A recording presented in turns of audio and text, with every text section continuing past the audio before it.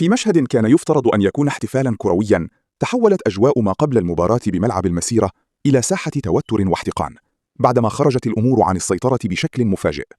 البداية كانت مع تحركات مثيرة للجدل من بعض جماهير اتحاد العاصمة، حيث تم تسجيل اعتداءات على عدد من الصحفيين الذين كانوا بصدد تغطية الحدث، في خرق واضح لروح الرياضة وقيمها. دقائق فقط كانت كافية لتتصاعد الأحداث، بعدما تم توجيه الشماريخ نحو جماهير أولمبيك آسفي في مشهد خطير زاد من حدة الاحتقان داخل المدرجات. ومع ارتفاع منسوب التوتر، تطورت الأحداث إلى ما هو أخطر بعد اقتحام أرضية الملعب والتهجم على رجال الأمن في تصرفات وصفت بغير المسؤولة، زادت من تعقيد الوضع وأدخلت الأجواء في حالة من الفوضى العارمة.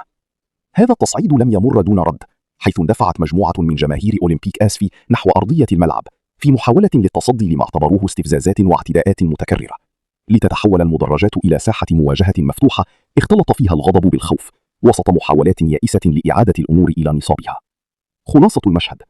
ليلة كروية كان يفترض أن تكتب بعناوين التنافس الشريف، انتهت بمشاهد مؤسفة يتحمل فيها جزء من جماهير اتحاد العاصمة مسؤولية إشعال فتيل الأزمة، في انتظار فتح تحقيقات